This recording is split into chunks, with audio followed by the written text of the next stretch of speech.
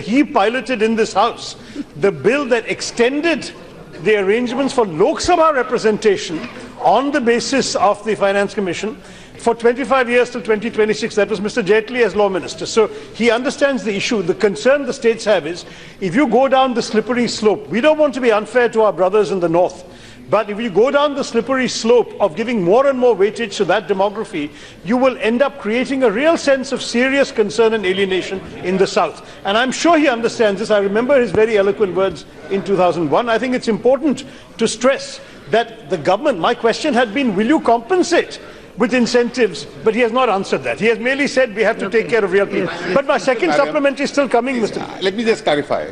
The Finance Commission, in its terms of reference, has a provision that those states which control populations, incentives are going to be given to it. That's a part of the terms of reference, and I'm quite sure as a responsible constitutional authority under Article 280, the Finance Commission will... Okay, so... मैं हमेशा माननीय मुलायम सिंह जी हो तो उनके आदेश का पालन करता हूं।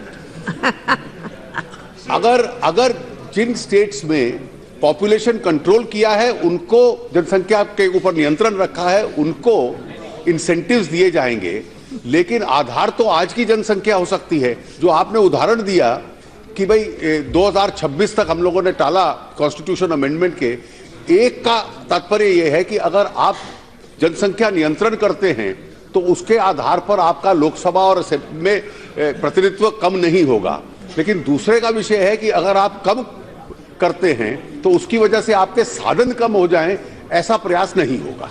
दोनों की तुलना नहीं की जा सकती। Madam Speaker, my second supplementary is related to the same terms of reference that our Honourable Minister has mentioned. The 6th clause says the Commission may review the present arrangements on financing disaster management initiatives because of the funds that had been given by the Centre to the states for disaster management. Now, I want to point out, Madam, it's been more than a year since the state of Kerala requested the Centre for a special financial package of 7,310 crores for the rehabilitation of those affected by Cyclone Oki, because the National Disaster Relief Funds can only be used for immediate measures and not for long-term measures. But given this huge disparity that we have just been talking about in the amount requested by the states and what's allocated by the Centre, in this case the Centre gave 113 crores against 7,300 requested. My question is whether the central government, in exercise of Article 282C, would be willing to consider mandating the Finance Commission to study the possibility of setting up a national rehabilitation and restoration fund from which states can make a request for post-disaster recovery activities, so that the Centre can then decide on a time-bound manner. This is within the terms of the Finance Commission, and the Finance Commission could easily have been asked by the central government to do this, because the problem is our states don't speak much here. Also have real people in need in terms of disasters. अध्यक्षा जी, पहले भी finance commission की recommendation के ऊपर national disaster relief fund और state disaster relief fund setup हुए थे, और जहां तक इन दोनों फंड्स का उद्देश्य होता है कि कहीं भी अगर नेशनल डिजास्टर होता है या कहीं भी डिजास्टर होता है तो स्टेट डिजास्टर रिलीफ फंड में से तुरंत पैसा साधन उनको दिए जा सकते हैं।